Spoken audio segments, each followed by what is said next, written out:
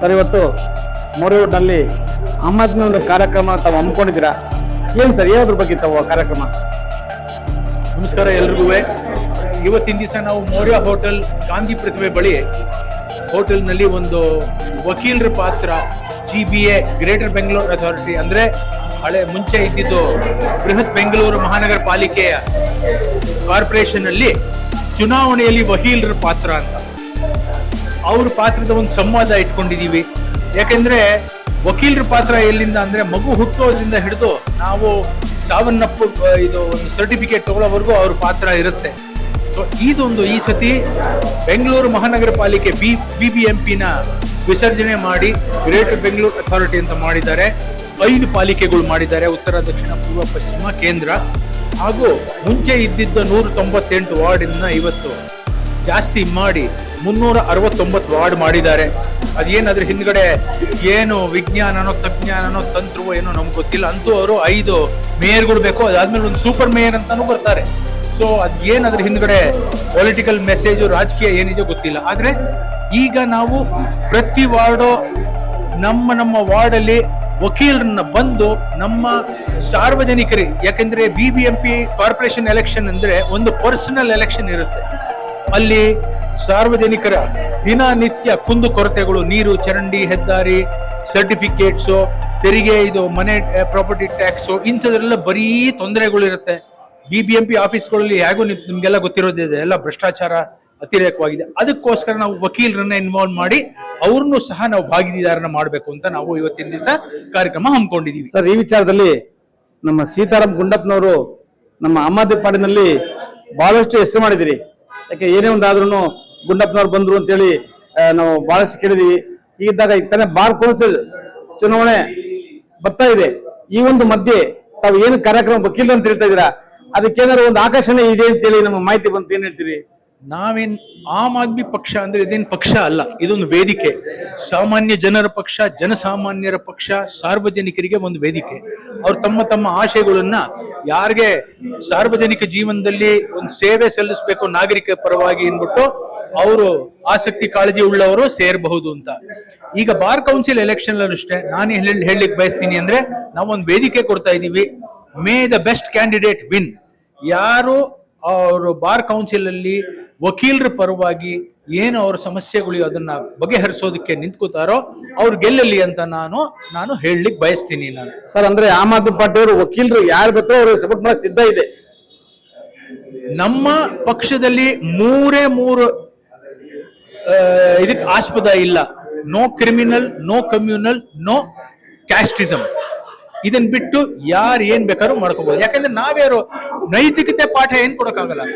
ನೀವು ಏನಾದ್ರು ಕೆಲಸ ಮಾಡ್ಬೇಕಾದ್ರೆ ಭ್ರಷ್ಟಾಚಾರ ಮಾಡಕೂಡ್ದು, ರೌಡಿಗಳು ಅಪರಾಧಿಗಳು ಬಂದು ದಬ್ಬಾಳಿಕೆ ದೌರ್ಜನ್ಯದಿಂದ ಕೆಲಸ ಮಾಡಿಸ್ಕೋಕೂಡ್ದು, ಇನ್ನೊಂದು ಕೋಮುವಾದ. ಇದು 3 ಬಿಟ್ರೆ ಯಾರು ಬೇಕಾದ್ರೂ ಸೇರ್ಕೋಬಹುದು. ನಾವೇನು ಈ ಸಂವಿಧಾನದ ಅಡಿ ಅವಕಾಶಗಳಿದೆಯಲ್ಲ ಅದ್ರ ಪ್ರಕಾರ ಯಾರು ನಡ್ಕೊಂಡು ಹೋದ್ರೆ ಅವ್ರ ಜೊತೆ ನೀವು ಏನ್ ಮಾಡ್ಬೇಕು, ವಕೀಲ ಪರವಾಗಿ ಏನು ಕನಸುಗಳು ಇಟ್ಕೊಂಡಿದ್ರು ನಮ್ಸಾಗ್ಲಿ ದೇವ್ತಾ ನಾವು ಕಾರ್ಯಕ್ರಮ ಶುರು ಮಾಡ್ತಾ ಇದೀರಾ. ನಮಗೆ ಅಡ್ವಾನ್ಸ್ ಆಗಿ ಶುಭಾಶಯಗಳು. ತುಂಬಾ ಧನ್ಯವಾದಗಳು. ನಿಮ್ಮ ಆಶೀರ್ವಾದದಿಂದಾನೇ ನಮ್ಮ ಪಕ್ಷ ನಡೆಯೋದು. ನಮ್ಮ ಹತ್ರ ಹಣ ಬಲ ಇಲ್ಲ, ತೋಳು ಬಲ ಇಲ್ಲ, ಜಾತಿ ಬಲ ಇಲ್ಲ. ಸಾರ್ವಜನಿಕರ ಬೆಂಬಲ, ಸಮಾನ ಮನಸ್ಕರ ಜನಗಳು ನಮ್ಮ ಜೊತೆ ಸೇರ್ಲಿ ಅಂತ ನಾನು ಧನ್ಯವಾದ ಅಂತ ಮಾಧ್ಯಮಕ್ಕೆ ಹೇಳ್ತೀನಿ.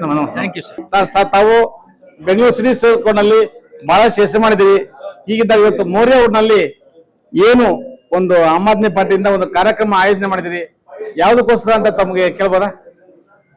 ಸರ್, ಇದರದ್ದು ಮೇನ್ ಉದ್ದೇಶ ಏನಂತಂದ್ರೆ ಈ ಮುಂಬರುವ GBA ಚುನಾವಣೆಗಳಲ್ಲಿ ಆಮ್ ಆದ್ಮಿ ಪಕ್ಷದ ವತಿಯಿಂದ 100 ಜನ ಇವರು ಕ್ಯಾಂಡಿಡೇಟ್ಸ್ ನ ಕಣಕ್ಕಿಳಿಸ್ತಾ ಇದೀವಿ. ಆ ಕಣಕ್ಕಿಳಿಸಿದಾಗ ವಕೀಲರದ್ದು ತುಂಬಾ ಮಹತ್ವವಾದಂತ ಒಂದು ಹೆಲ್ಪ್ ಬೇಕಾಗ್ತದೆ ನಮ್ಗೆ. ಹಾಗಾಗಿ ವಕೀಲರು ನಮ್ಮಲ್ಲಿ ಏನ್ ಬರ್ತಾರೆ, ಇಲ್ಲಿ ಬಂದವರೆಲ್ಲ ರಿಜಿಸ್ಟರ್ ಮಾಡಿರ್ತಾರೆ. ಅವ್ರವ್ರ ವಾರ್ಡ್ ಅಲ್ಲಿ ಯಾರ್ಯಾರು ಇರ್ತಾರೆ ಅವ್ರವ್ರ ವಕೀಲರಿಗೆ ಅವ್ರವ್ರ ನೇಮಕ ಮಾಡಿ ಹೇಳ್ತೀವಿ. ಹಾಗಾಗಿ ಅವ್ರಿಗೆ ಇಮ್ಮಿಡಿಯೇಟ್ ಆಗಿ ಲೀಗಲ್ ಸರ್ವಿಸ್ ಸಿಗುವಂತದ್ದು ಒಂದು ಕಾರ್ಯಕ್ರಮ ಮಾಡ್ತಾ ಇದೀವಿ ಒಂದು ಕಡೆ. ಇನ್ನೊಂದು ಕಡೆ ಸಾವಿರಾರು ವರ್ಷಗಳಿಂದ ವಕೀಲ ವೃತ್ತಿಯಲ್ಲಿ ಇರ್ತಕ್ಕಂಥವ್ರು ರಾಜಕೀಯದಲ್ಲಿದ್ದು ನಮ್ಮ ಸ್ವತಂತ್ರ ಹೋರಾಟ ಆ ಸಮಯದಿಂದನೂ ವಕೀಲರು ಹೋರಾಟದಲ್ಲಿದ್ದು ಅವ್ರಿಗೆ ಎಲ್ಲ ಗೊತ್ತಿರುತ್ತೆ.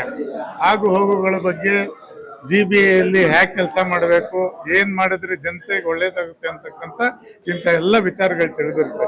ಹಾಗಾಗಿ ವಕೀಲರು ಆದಷ್ಟು ಹೆಚ್ಚಿನ ಸಂಖ್ಯೆಯಲ್ಲಿ ಬಂದು, ನಮ್ಮಲ್ಲಿ ಕರಪ್ಷನ್ ಇಲ್ಲ, ಕರಪ್ಷನ್ ಲೆವೆಲ್ 0. ಹಾಗಾಗಿ ಅಂಥವ್ರು ಯಾರು ನಮಗೆ ಕರಪ್ಷನ್ ಬೇಡ, ನಾವು ಒಳ್ಳೆ ಅಡ್ಮಿನಿಸ್ಟ್ರೇಷನ್ ಮಾಡಬೇಕು ಅದು ಇದು ಅಂತಕ್ಕಂಥವ್ರಿಗೆ ಇಲ್ಲಿ ಮುಗ್ಧವಾದಂಥ ಅವಕಾಶವನ್ನು ಕೊಡೋದಕ್ಕೆ ಒಂದು ಅವಕಾಶವನ್ನು ಮಾಡಿಕೊಡ್ಬೇಕು ಅಂತ ಹೇಳ್ತೀನಿ. ಸರ್, ಹೀಗಿದ್ದಾಗ ಈಗ ಬೆಂಗಳೂರು ಬಾರ್ ಕೌನ್ಸಿಲ್ ಎಲೆಕ್ಷನ್ಗೆ ಚುನಾವಣೆ ನಿಗದಿಯಾಗಿದೆ, ಎಲ್ಲರೂ ಸೀರಿಯಲ್ ನಂಬರ್ ಬಂತು. ನಾವು ಮಾಹಿತಿ ಇದೆ, ವಕೀಲರನ್ನ ಸೆಳೆದಿಕ್ಕೆ ಯಾರೋ ಒಬ್ಬರು ಒಂದು ಕ್ಯಾನ್ವಾಸ್ ಮಾಡ್ಲಿಕ್ಕೆ ಇದೊಂದು ಬೆಂಬಲಿಸ್ಕೊಂಡಿದ್ದಾರೆ ಆಮ್ ಆದ್ಮಿ ಅವರು ಅಂತ ಹೇಳಿ ನಾವು ಕೇಳ್ಪಡ್ತಾ ಇದೀವಿ. ಇದ್ರ ಬಗ್ಗೆ ಏನ್ ಹೇಳ್ತೀರಿ? ಹಾಗೇನಿಲ್ಲ. ಎಲ್ಲ ಕಣದಲ್ಲಿ ಇರ್ತಕ್ಕಂಥ ಎಲ್ಲ ಅಭ್ಯರ್ಥಿಗಳು ಎಲ್ಲ ಸ್ನೇಹಿತರುಗಳೇ. ಹಾಗಾಗಿ ಯಾರಿಗೂ ಸೆಪರೇಟ್ ಆಗಿ ಎಳಿತಕ್ಕಂಥದ್ದು ಸೆಳಿತಕ್ಕಂಥದ್ದು ಅಂಥದ್ದು ಏನೂ ಇಲ್ಲ. ಎಲ್ಲ ನನ್ನ ಸ್ನೇಹಿತರುಗಳೇ. ಈಗ ಏನ್ ಚುನಾವಣೆಗೆ ನಿಂತಿರ್ತಕ್ಕಂಥವ್ರು ಎಲ್ಲ ನನ್ನ ಸ್ನೇಹಿತರುಗಳೇ. ಯಾಕಂದ್ರೆ ನಾವು 30 ವರ್ಷದಿಂದ ಪ್ರಾಕ್ಟೀಸ್ ಮಾಡಿ ಈಗ ಕಣದಲ್ಲಿ ಇದಾರಲ್ಲ ಎಲ್ಲ ಅಭ್ಯರ್ಥಿಗಳನ್ನು ನಮ್ಗೆ ಚಿರಪರಿಚಿತರು. ಹಾಗಾಗಿ ಯಾರಿಗೂ ಏನ್ ಸೇರ್ತಕ್ಕಂಥದ್ದು ಚುನಾವಣೆಯಲ್ಲಿ ಓಟ್ ಕೇಳ್ತಕ್ಕಂಥದ್ದೇನಿಲ್ಲ. ಸರ್, ಹೀಗಿದ್ದಾಗ ನಮ್ಮ ಏನು ಆಮ್ ಆದ್ಮಿ ರಾಜ್ಯ ಕಾರ್ಯಾಧ್ಯಕ್ಷರು ಸೀತಾರಾಮ್ ಗುಂಡಪ್ಪ ಸರ್ ವಕೀಲರಿಗೆ ಶಕ್ತಿ ಕೊಡ್ತೀವಿ, ವಕೀಲರನ್ನ ಗುರುತಿಸ್ತೀವಿ, ಸಪೋರ್ಟ್ ಕೊಡ್ತೀವಿ ನಮ್ಮ ಎಲೆಕ್ಷನ್ಗೆ ಅಂತೇಳಿ ರಾಜ್ಯ ಒಂದು ಬಾರ್ ಶಕ್ತಿ ಕೊಡ್ತೀವಿ, ಅವರು ನಮ್ಮ ಸಪೋರ್ಟ್ ಕೊಡ್ತೀವಿ ಅಂತ ಇದ್ರ ಬಗ್ಗೆ ತಾವು ಏನ್ ಹೇಳ್ತೀರಿ ಸರ್? ಸರ್, ಬಾರ್ ಕೌನ್ಸಿಲ್ಗೂ ನಮಗೂ ಏನು ಸಂಬಂಧ ಇಲ್ಲ. ಹಂಗಾಗಿ ಬಾರ್ ಕೌನ್ಸಿಲ್ ಎಲೆಕ್ಷನ್ಸ್ ಅದೇನಿದ್ರು ನಮ್ಮ ಅಸೋಸಿಯೇಷನ್ ಸೀಮಿತ ಅಷ್ಟೇ. ರಾಜಕೀಯಕ್ಕೂ ಬಾರ್ ಕೌನ್ಸಿಲ್ಗೂ ಸಂಬಂಧ ಇಲ್ಲ. ಒಂದು. ಎರಡನೇದೇನಂದ್ರೆ, ಈಗ ಬಾರ್ ಕೌನ್ಸಿಲ್ ಅಲ್ಲಿ ಚುನಾವಣೆಯಲ್ಲಿ ನಿಂತು ಗೆದ್ದಂತ ಅಭ್ಯರ್ಥಿಗಳಿರ್ತಾರೆ. ಅವ್ರಿಗೇನು ಆಸೆ ಇರುತ್ತೆ, ಇಲ್ಲಿ ಬಂದು ಕಾರ್ಪೊರೇಷನ್ ಅಲ್ಲಿ ಕಾರ್ಪೊರೇಟರ್ ಆಗಬೇಕು ಅಂತಕ್ಕಂಥ ಆಸೆ ಇರುತ್ತೆ. ಅವರಲ್ಲಿ ಲೀಡರ್ಶಿಪ್ ಕ್ವಾಲಿಟೀಸ್ ಈಗಾಗಲೇ ಬೆಳೆಸ್ಕೊಂಡಿರ್ತಾರೆ.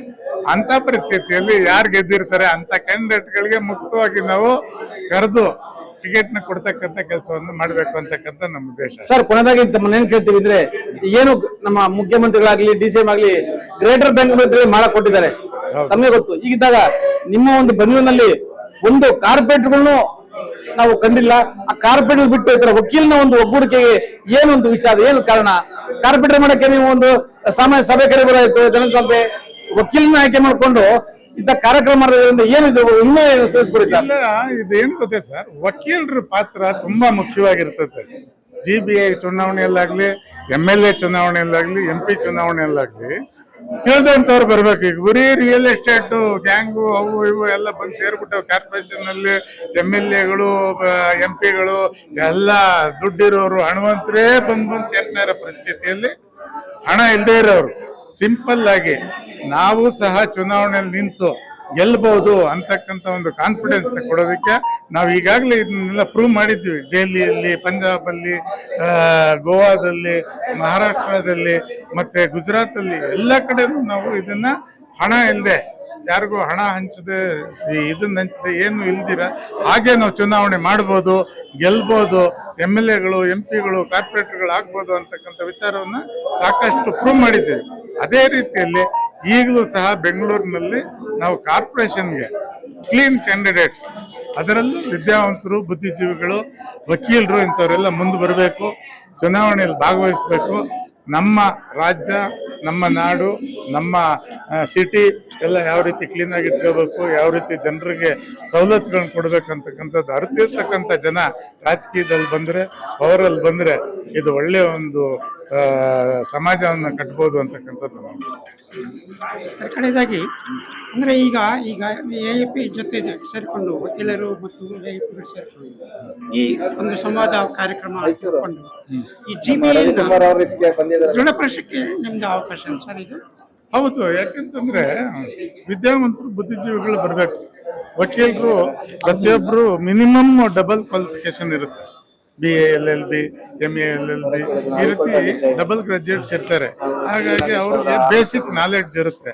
ಹೇಗೆ, ಏನು, ಯಾರಿಗೆ ಅಪ್ರೋಚ್ ಮಾಡಬೇಕು, ಎಲ್ಲಿ ಕೆಲಸ ಮಾಡಬೇಕು, ಹೇಗೆ ಕೆಲಸ ಮಾಡಬೇಕು ಅಂತ ಸಾಕಷ್ಟು ನಾಲೆಡ್ಜ್ ಇರುತ್ತೆ ವಕೀಲರಿಗೆ.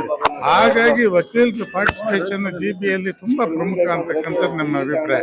ಅದಕ್ಕೋಸ್ಕರ ನಾವು ವಕೀಲರನ್ನೆಲ್ಲ ಕರೆದು ನಾವು ಮುಕ್ತವಾಗಿ ಏನ್ ಮಾಡ್ತೀವಿ ಅಂತಕ್ಕಂಥದ್ದನ್ನ ಇವತ್ತಿನ ದಿನ ವಿಚಾರಣೆ ಮಾಡಿ ಅವ್ರಿಗೆ ಎಲ್ಲರಿಗೂ ಆಹ್ವಾನನೂ ಕೊಡ್ತೀವಿ. ನಮ್ಮ ಪಕ್ಷದಲ್ಲಿ ಬನ್ನಿ, ನಿಮ್ಗೆ ಟಿಕೆಟ್ ಕೊಡ್ತೀವಿ.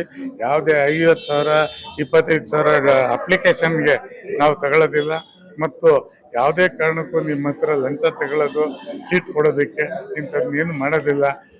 ನಿಮಗೆ ತುಂಬಾ ಕಮ್ಮಿ ಖರ್ಚಿನಲ್ಲಿ ನೀವು ಏನ್ ಮಾಡ್ಬೋದು ಅಂತಕ್ಕಂಥದ್ದನ್ನ ಹೇಳ್ಕೊಡ್ತೀವಿ ಅಂತಕ್ಕಂಥದ್ದನ್ನ ನಾವು ಇವತ್ತಿನ ದಿನ ಮನವರಿಕೆ ಮಾಡಲಿದ್ದೀವಿ. Thank you.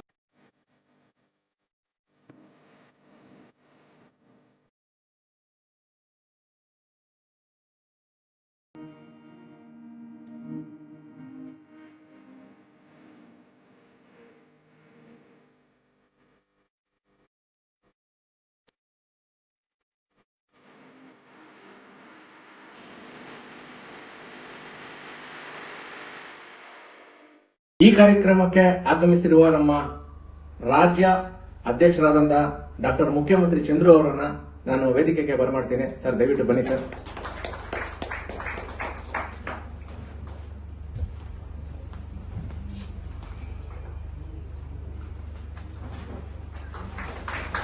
ಧನ್ಯವಾದಗಳು ಸರ್.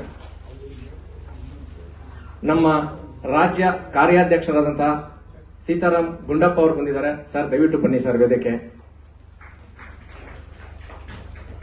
ನಮ್ಮ GBA ಉಸ್ತುವಾರಿಗಳಾದಂತಹ ಲಕ್ಷ್ಮೀಕಾಂತ್ ರಾವ್ ಸರ್ ಅವರು ಬಂದಿದ್ದಾರೆ. ಸರ್, ದಯವಿಟ್ಟು ತಾವು ಸಹ ವೇದಿಕೆಗೆ ಬರಬೇಕಂತ ಕೇಳ್ಕೊಂತ ಇದ್ದೀನಿ.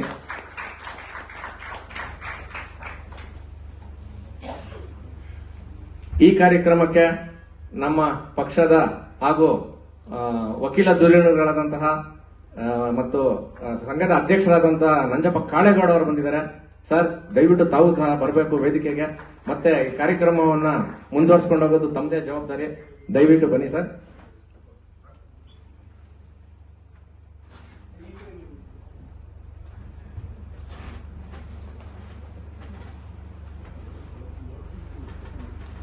ಧನ್ಯವಾದಗಳು ಸರ್. ನಮ್ಮ ಪಕ್ಷದ ರಾಜ್ಯ ಯುವ ಘಟಕದ ಅಧ್ಯಕ್ಷರಾದಂತಹ ಲೋಹಿತ್ ಅವರು ಈ ಒಂದು ಕಾರ್ಯಕ್ರಮಕ್ಕೆ ಆಗಮಿಸಿದ್ದಾರೆ. ಲೋಹಿತ್ ಅವರೇ, ತಮಗೂ ಸಹ ಈ ಕಾರ್ಯಕ್ರಮಕ್ಕೆ ಸ್ವಾಗತ. ಮತ್ತೊಬ್ಬ ನಾಯಕರಾದಂತಹ ಮಹದೇವ ಸ್ವಾಮಿ ಅವರು ಬಂದಿದ್ದಾರೆ ಈ ಕಾರ್ಯಕ್ರಮಕ್ಕೆ. ಮಹದೇವ ಸ್ವಾಮಿಗಳೇ, ತಮಗೂ ಸಹ ಈ ಕಾರ್ಯಕ್ರಮಕ್ಕೆ ಸ್ವಾಗತ.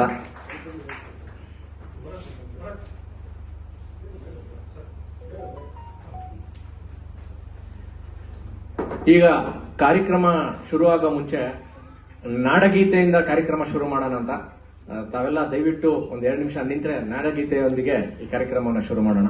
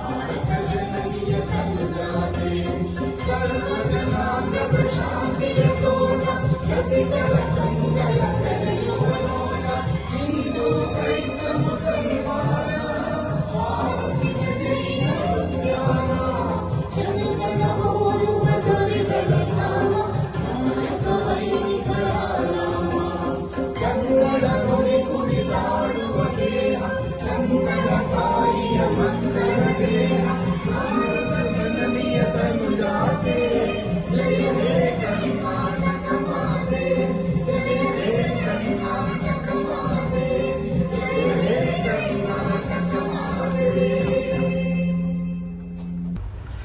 ಭಾರತ ನಮ್ಮ ದೇಶ ಸ್ವಾತಂತ್ರ್ಯ ಸಮಯದಲ್ಲಿ ವಕೀಲರು ಪ್ರಮುಖ ಪಾತ್ರವನ್ನು ವಹಿಸಿದ್ರು. ನಂತರದಲ್ಲಿ ನಮ್ಮ ದೇಶ ಸ್ವತಂತ್ರವಾದ ನಂತರ ಮೊದಲನೇ ಲೋಕಸಭೆಯಲ್ಲಿ 34% ಅಂದ್ರೆ 100 ಜನ ಪಾರ್ಲಿಮೆಂಟ್ ಸದಸ್ಯರಿದ್ರೆ ಅದರಲ್ಲಿ 34 ಜನ ವಕೀಲರು ಸೆಲೆಕ್ಟ್ ಆಗಿದ್ರು, ಆಯ್ಕೆಯಾಗಿದ್ರು. ಈಗ ಈ ಪ್ರಸ್ತುತ ಲೋಕಸಭೆಯಲ್ಲಿ 100 ಜನ ಲೋಕಸಭಾ ಸದಸ್ಯರಾದ್ರೆ 4% ಕುಸಿದಿದೆ ವಕೀಲರ ಸಂಖ್ಯೆ. ಅದು ಯಾಕೆ ಏನು ಅಂತಕ್ಕಂಥದ್ದು ತಮ್ಗೆಲ್ಲ ಗೊತ್ತಿರ್ತಕ್ಕಂಥ ವಿಚಾರವನ್ನ ತಿಳ್ಕೊಂಡಿರ್ತಕ್ಕಂಥವ್ರು, ನ್ಯಾಯ ನೀತಿ ಧರ್ಮ ಹೋರಾಟಗಾರರಿಗೆ ಇವತ್ತು ಯಾರು ಪ್ರಭಾವಿ ವ್ಯಕ್ತಿಗಳು ಅಂತ ಹೇಳ್ತೀವಿ, ಇಂಡಸ್ಟ್ರಿಯನ್ನು ನಡೆಸ್ತಕ್ಕಂಥವ್ರು, ರಿಯಲ್ ಎಸ್ಟೇಟ್ ದಂಧೆಯವ್ರು ಮಾಡ್ತಕ್ಕಂಥವ್ರು, ಇಂಜಿನಿಯರ್ಸು, ಡಾಕ್ಟರ್ಸು ಎಲ್ಲರೂ ಗೆಲ್ತಾ ಇದ್ರು. ಅವರೆಲ್ಲ ಈಗ ನೇಪಥ್ಯಕ್ಕೆ ಸರಿಯುವಂತ ಸಮಯ ಬಂದಿದೆ. ನಮ್ಮ ಸಂವಿಧಾನದ ಆಶಯಗಳು ಅಂಚಿಗೆ ಹೋಗ್ತಾ ಇದ್ದಾವೆ. ಈ ನಿಟ್ಟಿನಲ್ಲಿ ಅವರನ್ನೆಲ್ಲ ನೇಪಥ್ಯದಿಂದ ಮತ್ತೆ ಮುಖ್ಯವಾಹಿನಿಗೆ ತರಬೇಕು ಅಂತಕ್ಕಂಥದ್ದು ನಮ್ಮ ಪಕ್ಷದ ಮುಖ್ಯ ಉದ್ದೇಶ. ನಮ್ಮ ಪಕ್ಷದ ರಾಜ್ಯಾಧ್ಯಕ್ಷರಾದಂಥ ಡಾಕ್ಟರ್ ಮುಖ್ಯಮಂತ್ರಿ ಚಂದ್ರೂರವರು ಈ ನಿಟ್ಟಿನಲ್ಲಿ ಆರಂಭ ಮಾಡಿದ್ದಾರೆ. ಮೊದಲನೇದಾಗಿ ವಕೀಲರ ಪಾತ್ರವನ್ನ ಕುರಿತು ಮಾತನಾಡಬೇಕು ಅಂತೇಳಿ. ಯಾಕಂದ್ರೆ ವಕೀಲರ ಪಾತ್ರ ತಮ್ಗೆಲ್ಲ ತಿಳಿದಂತೆ ಬಹಳ ಮುಖ್ಯವಾದ್ದು. ಯಾಕಂದ್ರೆ ಹೋರಾಟ ಮಾಡಬೇಕು, ಹೋರಾಟ ಮಾಡಿದವ್ರಿಗೆ ರಕ್ಷಣೆನೇ ಬೇಕು, ಅವ್ರಿಗೆ ಕಾನೂನು ಚೌಕಟ್ಟಲ್ಲಿ ಅವ್ರಿಗೆ ಒಂದು ಅವಕಾಶನೂ ಸಿಗುತ್ತೆ. ಜೊತೆಗೆ ಯಾರಾದ್ರೂ ಅವರನ್ನು ನಂಬಿ ಬಂದವರನ್ನ ಕಾನೂನಿನಲ್ಲಿ ರಕ್ಷಣೆ ಕೊಡಿಸ್ತಕ್ಕಂಥ ಶಕ್ತಿ ಇರತಕ್ಕಂಥದ್ದು ಕೂಡ ವಕೀಲರಿಗೆ. ಹಾಗಾಗಿ ನಮ್ಮ ಪಕ್ಷದಲ್ಲಿ ಅಥವಾ ಇದರಲ್ಲಿ ಹೆಚ್ಚು ಹೆಚ್ಚು ವಕೀಲರು ಬಂದ್ರೆ ಆಗ ಕಾರ್ಯಕರ್ತರು ತಾವೇ ಬರ್ತಾರೆ. ನಮ್ ಲಾಯರ್ ಇದಾರಪ್ಪ, ಯಾವ್ದಾದ್ರು ಒಂದು ಹೋರಾಟ ಮಾಡಿದ್ರೆ ನಾವು ಸಿಕ್ಕಾಕೊಂಡ್ರೆ ಪೊಲೀಸರು ಇದ್ ಮಾಡಿದ್ರೆ ಬಿಡ್ಸ್ಕೊಂಡ್ ಬರ್ತಾರೆ ಅನ್ನೋ ಧೈರ್ಯ, ಮನೋಸ್ಥೈರ್ಯ ಅವರಲ್ಲಿ ಬರ್ತದೆ ಅಂತೇಳಿ ಇದೊಂದೇ ಅಲ್ಲ, ವಕೀಲರದೆಲ್ಲ ಮುಂದೆ ಇಂಜಿನಿಯರ್ಸ್ದು, ಟೀಚರ್ಸ್ದು, ಕಾರ್ಮಿಕ ಮುಖಂಡರದು, ರೈತರದು, ಈ ತರ ಎಲ್ಲಾ ಸಭೆಗಳನ್ನು ಕರೆದು ಸಂವಾದವನ್ನ ಮಾಡ್ತಕ್ಕಂಥದ್ದು ನಮ್ಮ ಗುರಿಯಾಗಿದೆ. ಅದರಲ್ಲಿ ಮೊದಲನೇ ಇದರಾಗಿ ಈ ಕಾರ್ಯಕ್ರಮವನ್ನ ಹಮ್ಮಿಕೊಂಡಿದ್ದೇವೆ. ಈ ಕಾರ್ಯಕ್ರಮದಲ್ಲಿ ತಾವೆಲ್ಲ ಭಾಗವಹಿಸಿದ್ದೀರಿ. ಇದು ಯಾವುದೇ ರೀತಿಯ ಭಾಷಣದ ಕಾರ್ಯಕ್ರಮ ಅಲ್ಲ. ಚುನಾವಣೆಯಲ್ಲಿ ವಕೀಲರ ಪಾತ್ರದ ಬಗ್ಗೆ ಸಂವಾದ ಇರೋದ್ರಿಂದ ಮೊದಲು ಯಾರಾದ್ರೂ ಮಾತನಾಡ್ತಕ್ಕಂಥವ್ರಿಗೆ ಒಂದು ಅವಕಾಶವನ್ನು ಕೊಟ್ಟು ನಂತರದಲ್ಲಿ ನಮ್ಮ ರಾಜ್ಯಾಧ್ಯಕ್ಷರಾದಂತಹ ಡಾಕ್ಟರ್ ಮುಖ್ಯಮಂತ್ರಿ ಚಂದ್ರನವರು ಮಾತಾಡ್ತಾರೆ. ಈ ಮೇಲೆ ಉಪಸ್ಥಿತರಾಗಿರ್ತಕ್ಕಂಥ ಭಾಷಣ ಅಲ್ಲ ಹೇಳಿ ಭಾಷಣ ಮಾಡ್ತಾ ಇದ್ದೀನಿ.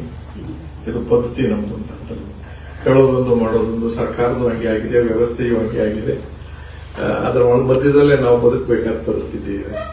ಈಗಾಗಲೇ ನಾನು ಕೂಡ ಕೃತಜ್ಞತೆಯನ್ನು ಸಲ್ಲಿಸಬೇಕೆಲ್ಲರೂ ಹೇಳಿದ್ಮೇಲೆ ಸೀತಾರಾಮ್ ಕುಂಡಪ್ಪ ಅವರು ನಮ್ಮ ಕಾರ್ಯಾಧ್ಯಕ್ಷರು, ಹಾಗೆ ಲಕ್ಷ್ಮೀಕಾಂತ್ ರಾವ್ ಈ ಜವಾಬ್ದಾರಿಯನ್ನು ತಗೊಂಡಿದ್ದಾರೆ. ನಂಜಪ್ಪ ಕಾಳೇಗೌಡರ ಜೊತೆಲಿದ್ದಾರೆ, ರೋಹಿತ್ ವಕೀಲರು ಇವರಿದ್ದಾರೆ ಮತ್ತು ಮಹದೇವಸ್ವಾಮಿ ಅವರು ಇದ್ದಾರೆ.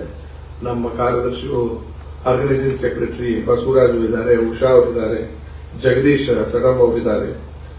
ಇವರೆಲ್ಲರಿಗೂ ಕೂಡ ನಮಸ್ಕಾರವನ್ನು ಸಲ್ಲಿಸಿ ಈಗಾಗಲೇ 4 ಜನ 3 ಜನ 4 ಜನ ಮಾತಾಡಿದ್ದಾರೆ ಅಂತ ಕಾಣಿಸುತ್ತೆ.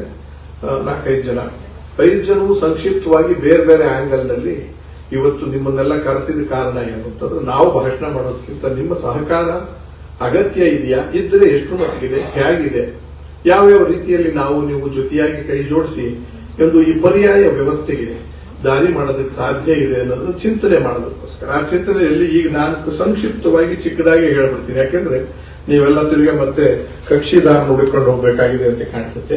ಅಂತ ಸಂದರ್ಭನ ಹೆಚ್ಚಿಗೆ ತೊಂದರೆ ಕೊಡೋದಿಲ್ಲ.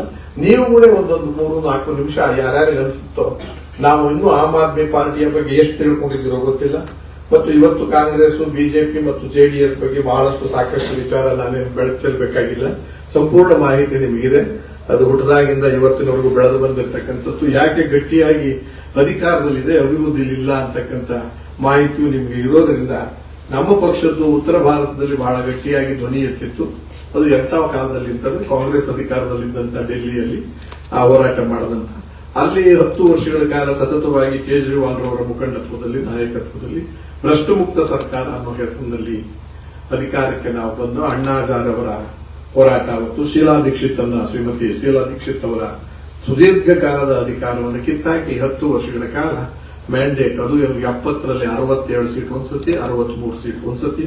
ತದನಂತರ ಅದರ ಜೊತೆಯಲ್ಲಿ ಪಂಜಾಬ್ನಲ್ಲಿ ಚುನಾವಣೆ ಆಗಿ 117ಕ್ಕೆ 93 ಸೀಟನ್ನು ಗೆದ್ದು ಟಂಪಿಂಗ್ ಮೆಜಾರಿಟಿ ಅಂತ ಏನ್ ಹಾಕ್ತೀವಿ ಅದು ಮಾಡೋದು. ಮತ್ತು ಡೆಲ್ಲಿನಲ್ಲಿ ಕಾರ್ಪೊರೇಷನ್ ವಿಚಾರವನ್ನು ತಗೊಂಡು ನಿಮ್ಮಲ್ಲಿ ಕಳಕಳಿಯ ಮನವಿ ಏನಂತಂದ್ರೆ ಸಹಕಾರ ಕೊಡೋದ್ರ ಜೊತೆಗೆ 4 ಮಾತು ಯಾರ್ಯಾರಿಗೆ ಸಾಧ್ಯ ಹೇಗೆ ಅವ್ರು ಆಡಿ ಏನ್ ಮಾಡಬಹುದು ನಾವು ಇದನ್ನ ಗಟ್ಟಿಗೊಳಿಸೋದಕ್ಕೆ, ಸಂಘಟನೆ ಗಟ್ಟಿಗೊಳಿಸೋದಕ್ಕೆ, ಪ್ರಚಾರ ಮಾಡೋದಕ್ಕೆ ನಮ್ದೇ ಆದಂತ ಒಂದು ರೀತಿ ಇದೆ. ಆಮೇಲೆ ಜಾಲತಾಣಗಳು ಇವೆಲ್ಲ ಸೇರ್ ಮಾಡ್ತೀವಿ. ಧಾಮ್ ಧೂಮ್ ಅಂತ 25,000 ಜನ ಸೇರಿಸಿ ನಾವು ಸಭೆ ಮಾಡ್ತಕ್ಕಂಥ ಸ್ಥಿತಿ ನಾವಂತೂ ಈಗಿಲ್ಲ. ಅದು ಮುಂದಿನ ಕಾಲದಲ್ಲಿ ಬಂದಾಗ ನೋಡೋಣ, ಜನವೇ ಸೇರ್ಬೇಕಾಗುತ್ತೆ. ಜನವನ್ನ ದಂಗೆ ಎಳಿಸ್ತಕ್ಕಂಥ ರೀತಿಯಲ್ಲಿ, ರೊಚ್ಚಿಗೆ ಎಳಿಸ್ತಕ್ಕಂಥ ರೀತಿಯಲ್ಲಿ ನಮ್ಮ ಹಕ್ಕನ್ನು ಇವರೆಲ್ಲ ಕಿತ್ಕೊಂಡಿದ್ದಾರೆ.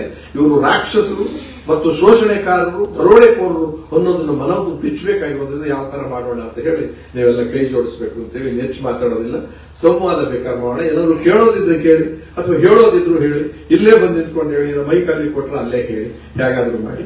ಇದಕ್ಕೆ ನಮಗೆ ಸಹಕಾರ ಬೇಕು ಅಂತ ನಾನು ಮನವಿ ಮಾಡ್ಕೊತಾ ಇದ್ದೀನಿ. ಧನ್ಯವಾದ. ಈಗ ತಾವು ಬೆಂಗಳೂರಿನಲ್ಲಿ ಮೊರೆ ಕಾರ್ಯಕ್ರಮಕ್ಕೆ ತಾವು ಮೈಸೂರಿಂದ ಈ ಕಾರ್ಯಕ್ರಮಕ್ಕೆ ಬಂದಿದ್ದೀರಾ. ಏನ್ ಸರ್ ನೀವು ಬಂದಿರೋ ಪುಟ್ಟೇನು?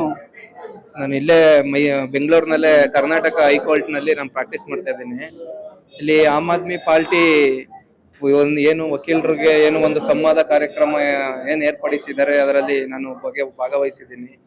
ಇದೇನು ಅಂದ್ರೆ ನಮ್ಮ ಕಾನ್ಸ್ಟಿಟ್ಯೂಷನ್ ಅಂದ್ರೆ ಪ್ರಜಾಪ್ರಭುತ್ವದಲ್ಲಿ ಪ್ರತಿಯೊಬ್ಬ ನಾಗರಿಕನಿಗೆ ಒಂದು ಸಮನಾದ ಹಕ್ಕಿದೆ. ಆ ಹಕ್ಕಿನ ಎಲ್ರಿಗೂ ಕೂಡ ಒಂದು ದೊರಕಬೇಕು ಹಕ್ಕಿನ ಮೂಲಕ. ಮತ್ತೆ ರಾಜಕೀಯ ವ್ಯವಸ್ಥೆಯಲ್ಲಿ ಏನು ಅಂದ್ರೆ ಎಲ್ಲರಿಗೂ ಸಮಾನವಾಗಿ ರಾಜಕೀಯ ವ್ಯವಸ್ಥೆ ಇರಬೇಕು. ಇಲ್ಲಿ ಹೆಂಗೆ ಅಂದ್ರೆ ನಮ್ಮ ಸರ್ಕಾರ ನಡೀತಾ ಇರೋದು ಬಡವರಿಗೆ ಮತ್ತೆ ದಲಿತರಿಗೆ ಮತ್ತೆ ಶ್ರೀಮಂತ ವರ್ಗದವರಿಗೆ ವಿಭಿನ್ನವಾಗಿ ಆಡಳಿತ ವ್ಯವಸ್ಥೆ ಕೊಡ್ತಿದೆ ಅಂತ ನಮ್ಮ ಅಭಿಪ್ರಾಯ. ಏನಕ್ಕೆ ಅಂದ್ರೆ ಇಲ್ಲಿ ಬಡವರಿಗೆ ನಿರ್ಗತಿಕರವರಿಗೆ ಈ ಕಡೆಯ ಏನು ಸಮಾಜದಲ್ಲಿ ಶೋಷಣೆ ಒಳಗಾದ ವ್ಯಕ್ತಿಗಳಿಗೆ ಯಾವುದೇ ಒಂದು ಸಾಮಾಜಿಕವಾದ ರಕ್ಷಣೆ ಸಿಗ್ತಾ ಇಲ್ಲ, ಮತ್ತೆ ಸೌಲಭ್ಯಗಳು ಸಿಗ್ತಾ ಇಲ್ಲ. ಎಕ್ಸಾಂಪಲ್ ಹೇಳ್ಬೇಕು ಅಂದ್ರೆ ಮೈಸೂರಿನಲ್ಲಿ ಕರ್ನಾಟಕ ಕೊಳಗೇರಿ ಒಂದು ನಿವಾಸದಲ್ಲಿ ಒಂದು ಅಪಾಯಿಂಟ್ಮೆಂಟ್ ಮಾಡಿರ್ತಾರೆ. ಅಲ್ಲೂ ಕೂಡ ಒಂದು ಶೋಷಣೆಯಾದಂತಹ ಜನರಿರ್ತಾರೆ. ಅಲ್ಲಿ ಕೂಡ 15 ವರ್ಷದಿಂದ ಒಂದು ಮನೆ ಕೊಡ್ತಿಲ್ಲ. ಯಾವುದೇ ಸರ್ಕಾರ ಬಂದ್ರು, ಯಾವುದೇ ಪ್ರತಿನಿಧಿಗಳು ಬಂದ್ರು ಮನೆ ಕೊಡ್ತಿಲ್ಲ. ಅಲ್ಲಿ ಕೂಡ ಡಿಸೇಬಲ್ ಪರ್ಸನ್ಸ್ ಎಲ್ಲ ಇದ್ದಾರೆ, ಬಡವರಿದ್ದಾರೆ, ನಿರ್ಗತಿಕರಿದ್ದಾರೆ. ಅಂಥವ್ರಿಗೆ ಸರ್ಕಾರ ಗುರುತಿಸ್ಬಿಟ್ಟು ಅವ್ರಿಗೆ ಉಚಿತವಾಗಿ ಒಂದು ಸೂರು ಕಲ್ಪಿಸ್ಕೊಡಂತ ವ್ಯವಸ್ಥೆ ಆಗ್ಬೇಕು. ಇವರು ರಾಜಕೀಯವಾಗಿ ಸುಮ್ಮನೆ ಸೂರು ಕೊಡ್ತೀನಿ, ಸಂಕಲ್ಪ ಮಾಡಿದೀವಿ, ಮತ್ತೆ ಬಡವ್ರಿಗೆ ಆಗಿದೆ ನಮ್ಮ ಸರ್ಕಾರ ಅಂತ ಹೇಳ್ತಾರೆ. ಏನು ಉಪಯೋಗ ಆಗ್ತಿಲ್ಲ ಸರ್ಕಾರ. ಆಮ್ ಆದ್ಮಿ ಪಾರ್ಟಿ ನಮ್ಮ ದೇಶದಲ್ಲೇ ಒಂದು ಸ್ವತಂತ್ರವಾಗಿ ₹1 ಖರ್ಚಿಲ್ದಂತ ಒಂದು ಇದರಿಂದ ಬಂದಂತಹ ಬಡವರಿಗಾಗಿ ಶ್ರಮಿಸಿದಂತಹ ಪಕ್ಷ ಆಗಿದೆ. ಅದರಿಂದಾಗಿ ಈ ಪಕ್ಷಕ್ಕೆ ನಾವು ಕೂಡ ಸೇರ್ಕೊಂಡು ಮುಂದೆ ಈ ನಮ್ಮ ಸರ್ಕಾರದಲ್ಲಿ ಏನು ಉಚಿತವಾಗಿ ಸೇವೆಗಳು ಕಡೆಯ ಬಡವರು ಯಾರಿದ್ದಾರೆ ಅವ್ರಿಗೆ ತಲುಪುವಂತಹ ಒಂದು ಆಗ್ಬೇಕು ಅಂತ ಹೇಳಿ ನಾವು ಇದು ಇಂಟ್ರೆಸ್ಟ್ ತಗೊಂಡು ಬಂದಿದೀವಿ ಅಂತ. ಸರ್ ಹೀಗಿದ್ದಾಗ ಮೈಸೂರು ಬಹಳ ಒಂದು ಪ್ರಸಿದ್ಧಿಯಾಗಿರ್ತಕ್ಕಂಥ ಒಂದು ನಾಡು ಕರ್ನಾಟಕದಲ್ಲಿ. ಹೀಗಿದ್ದಾಗ ನಮ್ಮ ಮುಖ್ಯಮಂತ್ರಿ ಸಿದ್ದರಾಮಯ್ಯನವರು ಲೋಕ ಕಂಡ ಒಂದು ಮೈಸೂರಿಂದ ಪಾದಾರ್ಪಣೆ ಮಾಡ್ಕೊಂಡು ಮುಖ್ಯಮಂತ್ರಿ ಆಗಿದ್ದಾರೆ ಅಂತ ಎಲ್ಲರೂ ವಿಚಾರ. ನೀವು ಮೈಸೂರಿನವರೇ. ಹೀಗಿದ್ದಾಗ ಬೇರೆ ಪಕ್ಷಗಳನ್ನ ಬಿಟ್ಟು ಇವತ್ತು ಆಮ್ ಆದ್ಮಿ ಪಕ್ಷ ಗುರುತಿಸಿಕೊಂಡು ಈ ಒಂದು ಕಾರ್ಯಕ್ರಮ ಭಾಗಿಯಾಗ್ತಾ ಇದ್ದಾರೆ. ಇದು ಅಂಶ ಏನು? ಆಮ್ ಆದ್ಮಿ ಪಕ್ಷ ಅಂದ್ರೆ ಸ್ವತಂತ್ರವಾಗಿ ಬಂದಂತಹ ಪಕ್ಷ. ಈಗ ಕೇಜ್ರಿವಾಲ್ ಅವರು ಏನು ಒಂದು ಪಕ್ಷವನ್ನು ಕಟ್ಟಿ ₹1 ಇಲ್ದಂಗೆ ಕೂಡ ಅವರು ಸ್ವಂತ ಬಲದ ಮೇಲೆ ಬಂದಿರತಕ್ಕಂಥ ಆಮಿಷ ಏನು ಒಡ್ಡಿಲ್ಲ. ಅಲ್ಲಿ ಏನು ನಿಷ್ಠೆಯಿಂದ ದುಡಿತಿದೆ. ಮತ್ತೆ ಕಡೆಯ ಬಡವರನ್ನ ಗುರುತಿಸಿ ಅಲ್ಲಿ ಏನು ಸಾಮಾಜಿಕವಾದಂತಹ ಸೌಲಭ್ಯಗಳನ್ನು ಒದಗಿಸ್ಕೊಡ್ತಿದೆ. ಅದನ್ನ ನಾವು ಅನುಕರಣೆ ಮಾಡಬೇಕು. ಕರ್ನಾಟಕ ಕೂಡ ಆತರ ಸೌಲಭ್ಯಗಳನ್ನು ಜನರಿಗೆ ಆಗ್ಲಿ ಮತ್ತೆ ಸಮಾಜಕ್ಕೆ ಆಗ್ಲಿ ಒಂದು ಉತ್ತಮವಾದಂತಹ ಬೆಳವಣಿಗೆಗೆ ಈ ಪಕ್ಷ ಶ್ರಮಿಸ್ತದೆ ಅಂತ ಹೇಳಿ ನಾವು ಈ ಪಕ್ಷವನ್ನ ನಾವು ಆರಿಸ್ಕೊಂಡಿದೀವಿ ಅಂತ ಹೇಳ್ತೇವೆ. ಅಂದ್ರೆ ಏನು ಕೇಜ್ರಿವಾಲ್ ಅವರು ಏನು ಒಂದು ಅನ್ಯಾಯಗಳನ್ನ ಮಾಡ್ಕೊಂಡಿದ್ರು, ಯೋಜನೆಗಳನ್ನ ಅದನ್ನ ತಾವು ವಕೀಲರಾಗಿದ್ಕೊಂಡು ಅದನ್ನ ಪಾಲಿಸ್ಕೊಂಡು ನೀವು ಉತ್ತಮವಾದ ಒಂದು ಸರ್ಕಾರ ರಚನೆಗೆ ಈ ಕಾರ್ಯಕ್ರಮ ಬಂದಿದ್ದೀರಾ. ಹೌದೌದು. ಯಾಕೆ ಅಂದ್ರೆ ನಮ್ಮ ವಕೀಲರು ಅಂದ್ರೆ ಒಂದು ಸಮಾಜಕ್ಕೆ ನ್ಯಾಯಾಲಯ ಮತ್ತು ವಕೀಲರು 2 ಕಣ್ಣುಗಳಿದ್ದಂತೆ.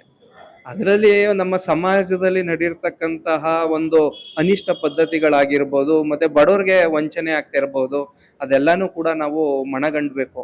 ನಾವೇ ವಕೀಲರೇ ಮುಂದೆ ನಿಂತ್ಕೊಳ್ಳಿಲ್ಲ ಅಂದ್ರೆ ಸಮಾಜ ಯಾವ ರೀತಿಯಾಗಿ ಬೆಳೀತದೆ ನಾವು ಕೂಡ ಅದ್ರ ಬಗ್ಗೆ ನಾವು ಕೂಡ ಇಂಟ್ರೆಸ್ಟ್ ತಗೊಂಡ್ರೆ ವಕೀಲರು ಒಂದು ಸುಧಾರಣೆ ಆಗ್ತದೆ ಸಮಾಜದಲ್ಲಿ. ನಾವು ಸ್ವಲ್ಪ ಮಟ್ಟಿಗೆ ಆದ್ರೂ ಸುಧಾರಣೆ ತರಬಹುದು ಅಂತ ಹೇಳಿ ನಾವು ಈ ಪಾರ್ಟಿನ ಆರಿಸ್ಕೊಂಡಿದ್ವಿ. Thank you sir. ಇವತ್ತು ಮೌರ್ಯ ಹೋಟ್ಲಲ್ಲಿ ನಿಮ್ಮ ಒಂದು ಉಪಸ್ಥಿತಿಯಲ್ಲಿ ವಕೀಲರ ಪರವಾಗಿ ಏನೋ ಒಂದು ಕಾರ್ಯಕ್ರಮ ಹಾಕೊಂಡಿದ್ದೀರಿ, ಏನಂತ ತಿಳಿಸ್ಕೊಡ್ಬಾ ಸರ್? ಎಲ್ಲರಿಗೂ ನಮಸ್ಕಾರ. ನೋಡಿ, ನಮ್ಮ ದೇಶದ ಸ್ವಾತಂತ್ರ್ಯ ಹೋರಾಟದಲ್ಲಿ ವಕೀಲರ ಪಾತ್ರ ಬಹಳ ಪ್ರಮುಖವಾಗಿತ್ತು. ನಮ್ಮ ದೇಶ ಸ್ವಾತಂತ್ರ್ಯ ಪಡೆದ ನಂತರ ಮೊದಲನೇ ಲೋಕಸಭೆಯಲ್ಲಿ 40% ವಕೀಲರಿದ್ರು. ಈಗ ಅದು 4% ಇಳಿದಿದೆ. ಕಾರಣ ನಿಮಗೆ ಎಲ್ಲ ಗೊತ್ತಿದೆ, ಲೋಕತಂತ್ರ ವ್ಯವಸ್ಥೆ ಯಾವ ಮಟ್ಟಕ್ಕೆ ಬಂದಿದೆ ಅಂತೇಳಿ. ಇದನ್ನೆಲ್ಲ ಮನಸ್ಸಲ್ಲಿಟ್ಕೊಂಡು ಮೌಲ್ಯಗಳು ಕುಸಿಯುತ್ತಿರುವ ಸಮಯದಲ್ಲಿ ಈಗ ನಮ್ಮ ಬೆಂಗಳೂರು ಬೃಹತ್ ಗ್ರೇಟರ್ ಬೆಂಗಳೂರು ಆಗಿ ಪರಿವರ್ತನೆ ಆಗಿದೆ. 5 ಮಹಾನಗರಗಳನ್ನಾಗಿ ವಿಂಗಡಣೆ ಮಾಡಿದೆ. ಹಾಗಾಗಿ ಈ ವ್ಯಾಪ್ತಿ ದೊಡ್ಡದಾಗಿದೆ. ಇದರಲ್ಲಿ ಸಾಕಷ್ಟು ಹಣಕಾಸಿನ ವ್ಯವಸ್ಥೆಗಳಿದ್ದಾವೆ, ಸಾಕಷ್ಟು ಕೆರೆಗಳಿದ್ದಾವೆ, ಸಾಕಷ್ಟು ಸರ್ಕಾರಿ ಆಸ್ತಿಗಳಿದ್ದಾವೆ. ಇವೆಲ್ಲ ಮರೆಯಾಗ್ತಾ ಇರ್ತಕ್ಕಂಥ, ಮರೆಯಾಗುವುದು ಅನ್ನೋದಕ್ಕಿಂತ ಗುಳುಮ್ ಆಗ್ತಾ ಇರ್ತಕ್ಕಂಥದ್ದು. ಮತ್ತೆ ಆಡಳಿತ ವ್ಯವಸ್ಥೆ ಕುಸಿದಿರ್ತಕ್ಕಂಥದ್ದು. ಆಡಳಿತದಲ್ಲಿ ವಿದ್ಯಾವಂತರು, ವಿಚಾರವಂತರು, ಕಾನೂನು ತಿಳಿದವರು ಅದರಲ್ಲಿ ಭಾಗವಹಿಸ್ತೇ ಇದ್ದಾಗ ಅತಂತ್ರಕ್ಕೆ ಬರುತ್ತೆ. ಹಾಗಾಗಿ ವಕೀಲರು ಸಹ ಈ GBA ಚುನಾವಣೆಯಲ್ಲಿ ಇರಬೇಕು. ಹಾಗಾಗಿ ಅಲ್ಲಿ ಕಾನೂನು ತಿಳಿದವರು ಇದ್ರೆ ಅದನ್ನ ಪ್ರಶ್ನೆ ಮಾಡ್ತಕ್ಕಂಥ, ಅದ್ರ ಬಗ್ಗೆ ಚರ್ಚೆ ಮಾಡ್ತಕ್ಕಂಥ ಸಾಮರ್ಥ್ಯ ಇರೋದ್ರಿಂದ ಇವತ್ತಿನ ಪರಿಸ್ಥಿತಿನಲ್ಲಿ ವಕೀಲರುಗಳು ಬರೀ ಚುನಾವಣೆಯಲ್ಲಿ ಸ್ಪರ್ಧಿಸೋದೇ ಅಲ್ಲ, ಚುನಾವಣೆಯಲ್ಲಿ ಸ್ಪರ್ಧಿಸೋದ್ರ ಜೊತೆಗೆ ಸರ್ವತೋಮುಖ GBAನ ಸರ್ವತೋಮುಖ ಅಭಿವೃದ್ಧಿಯಲ್ಲಿ ವಕೀಲರು ಪ್ರಶ್ನೆ ಮಾಡ್ತಕ್ಕಂಥ, ಅದನ್ನ ಪರಿಶೀಲನೆ ಮಾಡ್ತಕ್ಕಂಥ ರೋಲು ತಗೊಳ್ಬೇಕು. ಅವರು ಕೇವಲ ಎಲ್ಲರಿಗೂ ಬೇಲ್ ಕೊಡ್ಸೋದು, ಕೇಸ್ ನಡೆಸೋದು ಮಾತ್ರ ಸೀಮಿತ ಆಗಬಾರ್ದು. ಸ್ವಾತಂತ್ರ್ಯ ಸಂಗ್ರಾಮದಲ್ಲಿ ಯಾವ ರೀತಿ ವಕೀಲರು ಹೋರಾಟ ಮಾಡ್ತಿದ್ರು, ಈಗ ಅದನ್ನ ಮತ್ತೆ ಅದೇ ರೀತಿ ಮಾಡಬೇಕು ಅಂತೇಳಿ ಒಂದು ಸಂಘಟನೆಯನ್ನ ಮಾಡಲಿಕ್ಕೆ ವಕೀಲರನ್ನ ಬರಮಾಡಿದ್ದೀವಿ. ಆ ಪ್ರಯುಕ್ತ ಈ ಕಾರ್ಯಕ್ರಮವನ್ನ ಏರ್ಪಡಿಸಿದ್ವಿ. ಸರ್, ಹೀಗಿದ್ದಾಗ ಏನು ಕನ್ನಡ ರಾಜ್ಯ ವಕೀಲರ ಪರಿಷತ್ ಚುನಾವಣೆ ಆಗ್ತಾ ಇದೆ, ಆ ಸಂಖ್ಯೆನ ಬಂದಿದೆ ಎಲ್ಲ ವಕೀಲರುಗಳಿಗೂ ಸೀರಿಯಲ್ ನಂಬರು. ಇದ್ದಾಗ ಈ ಒಂದು ಹಂತದಲ್ಲಿ ಕಾರ್ಯಕ್ರಮ ಮಾಡ್ಕೊಂಡಿದ್ದೀರಾ, ಕೆಲವು ಮಾಹಿತಿ ಬರ್ತಾ ಇದೆ, ಯಾವ್ದೋ ವಕೀಲನ ಒಂದು ಉದ್ದೇಶ ಮಾಡ್ಕೊಳ್ಳಿಕ್ಕೆ ಅಂತೇಳಿ ಮಾಹಿತಿ ಬರ್ತಾ ಇದೆ. ಇದ್ರ ಬಗ್ಗೆ ಏನ್ ಹೇಳ್ತೀರಿ? ಇಲ್ಲ, ಇದು ವಕೀಲರ ಪರಿಷತ್ತಿನ ಚುನಾವಣೆ ಘೋಷಣೆ ಆಗಕ್ ಮುಂಚೆನೆ ನಾವು ಈ ಟೈಮನ್ನ ನಿಗದಿ ಮಾಡ್ಕೊಂಡಿದ್ವಿ. ಹಾಗಾಗಿ ವಕೀಲರ ಪರಿಷತ್ತಿನ ಚುನಾವಣೆಗೂ ನಮ್ಮ ಪಕ್ಷದಿಂದ ಯಾವುದೇ ಅಭ್ಯರ್ಥಿಗಳನ್ನ ನಾವು ಚುನಾವಣೆ ಕಡೆ ಇಳಿಸಿಲ್ಲ. ಎಲ್ಲರೂ ನಾನೇ ಚುನಾವಣೆಗೆ ನಿಲ್ತಾ ಇದ್ದೀನಿ ಅನ್ಕೊಂಡಿದ್ದಾರೆ. ನಾಮಪತ್ರ ಸಲ್ಲಿಕೆ ಎಲ್ಲ ಆಗೋಗಿದೆ. ನಾನು ಆಲ್ರೆಡಿ ಬೆಂಗಳೂರು ವಕೀಲರ ಸಹಕಾರ ಸಂಘದ ಅಧ್ಯಕ್ಷ ಆಗಿರೋದ್ರಿಂದ ಈ ಚುನಾವಣೆಯಲ್ಲಿ ನಮ್ಮ ಪಾತ್ರ ಏನೂ ಇಲ್ಲ.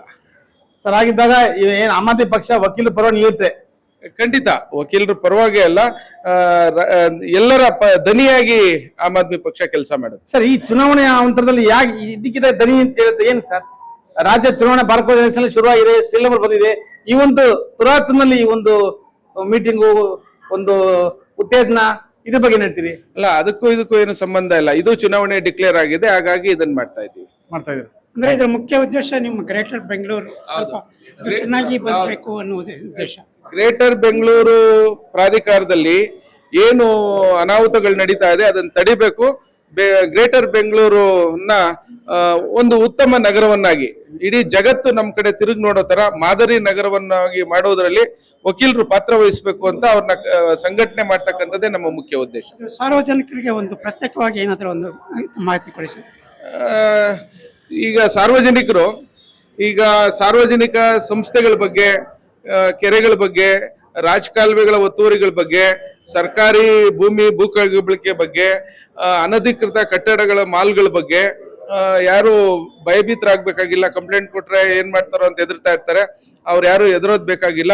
ಸಾರ್ವಜನಿಕ ದೃಷ್ಟಿಯಲ್ಲಿ ಇರ್ತಕ್ಕಂಥ ಯಾವುದೇ ಪ್ರಕರಣಗಳಂತಂದ್ರೆ ನಾವು ಅದನ್ನ ನಿರ್ಭಯವಾಗಿ ಅವ್ರಿಗೆ ರಕ್ಷಣೆ ಕೊಟ್ಟು ನಾವು ಆ ಕೇಸನ್ನ ನಡೆಸ್ತೇವೆ. ಸರ್, ಇವತ್ತು ಮೌರ್ಯ ಹೋಟೆಲ್ನಲ್ಲಿ ಕಾರ್ಯಕ್ರಮ ನಿಮ್ಮ ಒಂದು ಉಪಸ್ಥಿತಿಯಲ್ಲಿ ವಕೀಲರು ಅಂತೇಳಿ ಕೇಳ್ಪಟ್ವಿ, ಇದ್ರ ಬಗ್ಗೆ ತಿಳಿಸ್ಕೊಡಿ ಸರ್.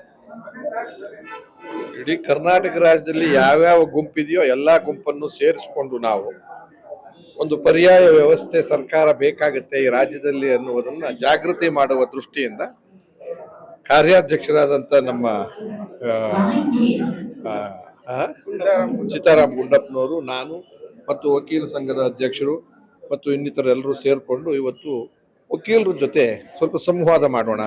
ಅದರ ಅರ್ಥ ಏನಂತಂದ್ರೆ, ಈ ರಾಜ್ಯದಲ್ಲಿ ಇಷ್ಟು ವರ್ಷ ಅಧಿಕಾರ ಮಾಡ್ತಿರ್ತಕ್ಕಂಥವ್ರು ಸೌಲಭ್ಯವನ್ನ, ಮಿನಿಮಮ್ ಫೆಸಿಲಿಟೀಸ್ನ ಜನಕ್ಕೆ ಕೊಡಬೇಕಾದ ಟ್ಯಾಕ್ಸ್ ಹಣವನ್ನ ಖರ್ಚು ಮಾಡಿ ಕೊಟ್ಟಿದಾರ?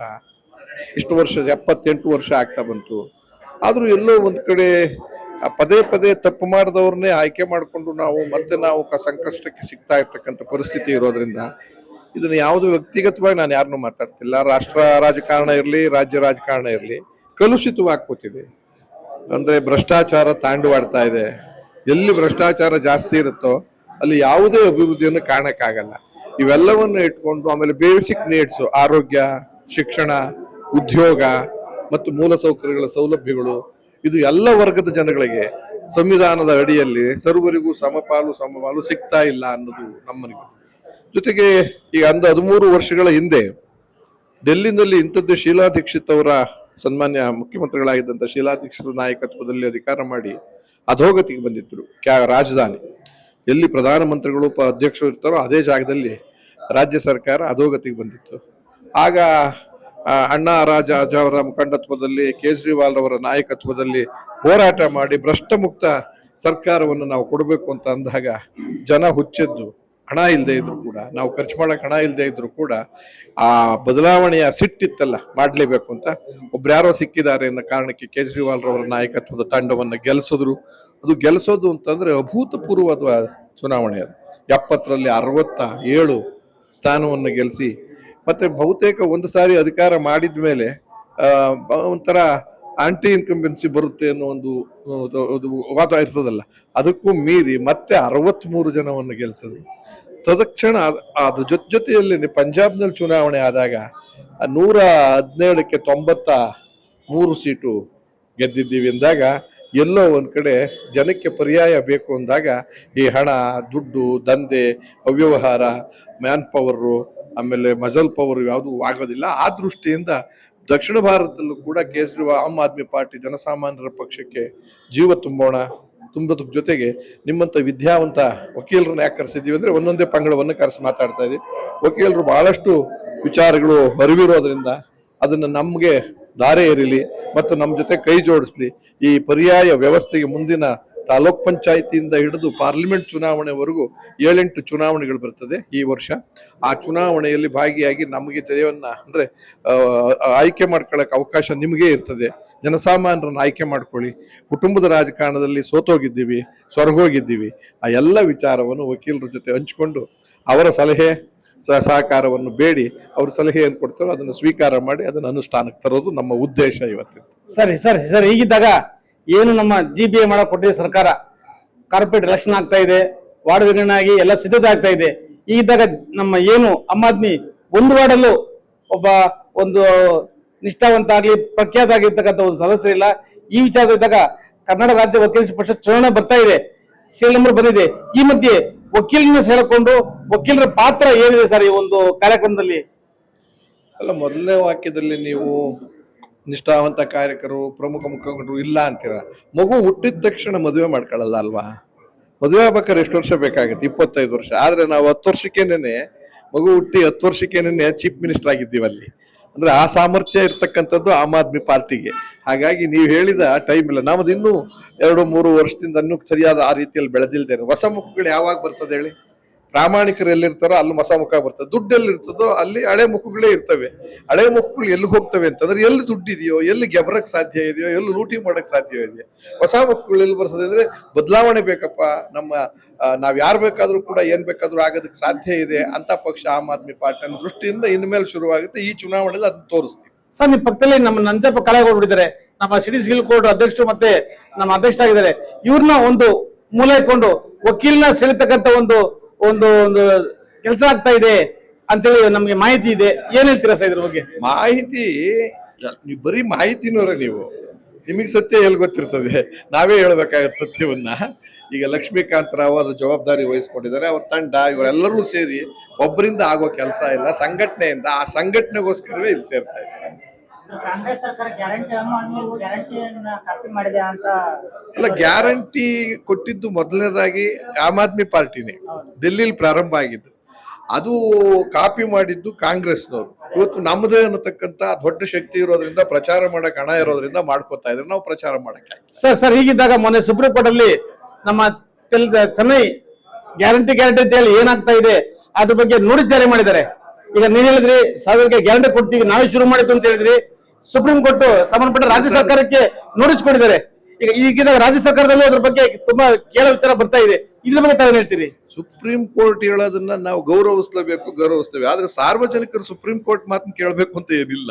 ಸಾರ್ವಜನಿಕರಿಗೆ ಆ ಉಚಿತವಾಗಿ ಕೊಟ್ಟಾದ್ಮೇಲೂ ಅಂತವ್ರನ್ನ ಆಯ್ಕೆ ಮಾಡ್ಬೇಕು ಅಂತ ಆಸೆ ಬಂದ್ರೆ ಸುಪ್ರೀಂ ಕೋರ್ಟ್ ತಾನು ಏನ್ ಮಾಡಕ್ಕಾಗುತ್ತೆ? ಸರ್ ಗ್ಯಾರಂಟಿ ಕೊಟ್ಟಿದ್ದಾರೆ, ಅದ್ರ ಬಗ್ಗೆ ಸರ್ ಗ್ಯಾರಂಟಿ ಕೊಟ್ಟಿದ್ದಾರೆ. ಸುಪ್ರೀಂ ಕೋರ್ಟ್ ಒಳ್ಳೇದಲ್ಲ ಪದ್ಧತಿ ಅಂತಿದ್ದಾನೆ. ಒಳ್ಳೇದು ಅಂತ ಸಾರ್ವಜನಿಕರು ತೀರ್ಮಾನ ಮಾಡಿದ್ರೆ ನಾವೇನ್ ಮಾಡಕ್ಕಾಗುತ್ತೆ?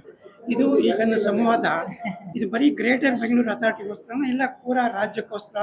ಪ್ರಾರಂಭ ಗ್ರೇಟರ್ ಬೆಂಗಳೂರು, ಯಾಕಂದ್ರೆ ಬೆಂಗಳೂರಿನಲ್ಲಿ ಸೇರ್ತಿರೋದ್ರಿಂದ, ಬೆಂಗಳೂರಿನ ವಕೀಲರನ್ನ ಕರೆದಿರೋದ್ರಿಂದ, ಇದು ಮೂಲಭೂತವಾದ ಹಕ್ಕಾಗಿರೋದ್ರಿಂದ ಕಾರ್ಪೊರೇಷನ್ ಹೊಸದಾಗಿ ಬೇರೆ ಬೇರೆ ತರದಲ್ಲಿ ಮಾಡಿರೋದು. ಆಮೇಲೆ ಮಾಡಿರೋ ವ್ಯಕ್ತಿ ಯಾರಿದಾರೋ ಅವ್ರ ಮೇಲೆ ಸಾರ್ವಜನಿಕರಿಗೆ ಗುಮಾನಿ ಇರೋದ್ರಿಂದ ಅದ್ರ ಬಗ್ಗೆ ಎಚ್ಚರಿಕೆ ವಹಿಸ್ಲಿ ಅಂತ ನಾವು ಕರೆದಿದ್ದೀವಿ.